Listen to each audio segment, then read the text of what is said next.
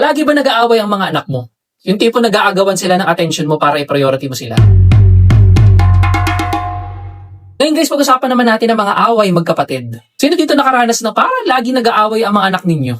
Nakaka-stress, di ba? Lalo na kung ang simpleng pag-aagawan sa laruan o pagkain ay mauuwi lang sa gulo. Sa totoo lang guys, kahit isa lang ang anak ko ngayon, alam ko ang pakiramdam ng away magkapatid. Lumaki ako sa isang broken family at ako ang panggitna sa amin 3 magkakapatid. Puro kami mga lalaki guys. Dahil sa hirap ng buhay namin noon, hindi na kami nagkaroon ng pagkakataon maging close. Mas madalas pa kami nag-aaway-away pa nagkikita kami at nag-aagawan kami ng atensyon ng nanay ko lagi.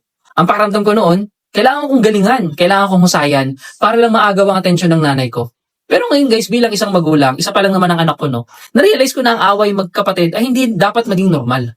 Kung hayaan lang natin guys na mag-away-away ang mga anak natin, maaari maging mahirap para sa kanila na maging malapit sa isa't isa kalaunan. Gusto nating lumaki ang mga anak natin na magkakasundo, na may tiwala sa isa't isa at may kakayahang i-manage ang kanilang mga conflict sa healthy na kapamaraanan. Ang realization ko guys, ang pagmamanage ng away magkapatid ay nagsisimula sa tamang pag-uugali.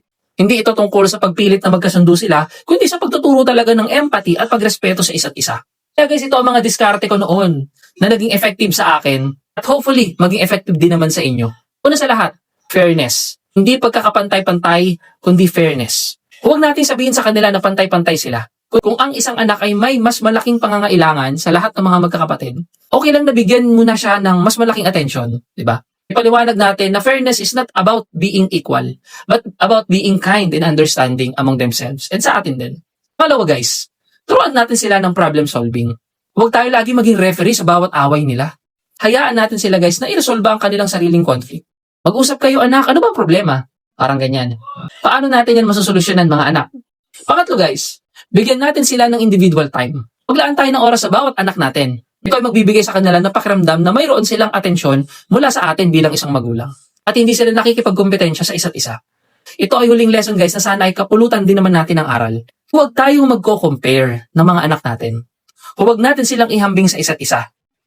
Diba? Mas matalino si ganito, kay ganyan. Huwag natin i-compare yung mga anak natin guys. Ito ay magdudulot lalo ng inggit at resentment sa kanila.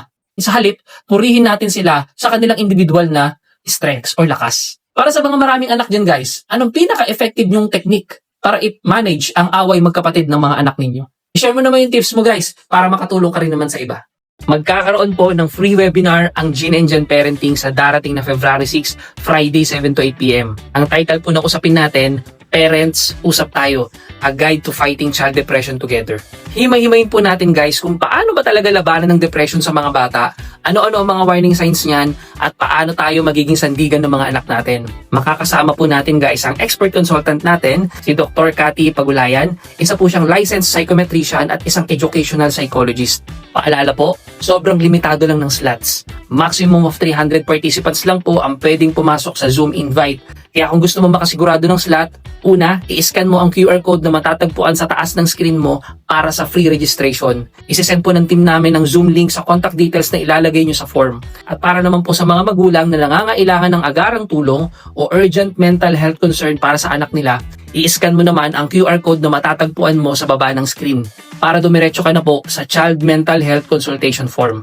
Kung hindi nyo naman mascan ang mga QR codes, huwag po kayong mag-alala Mami at Daddy. Nilagay rin po ng team namin ang Google Form link sa comment section natin. Mami at Daddy, huwag po nating hayaang lumala ang sitwasyon. Protektahan po natin ang mental health ng anak natin. Kaya mag-register ka na at kita-kita po tayo sa February 6.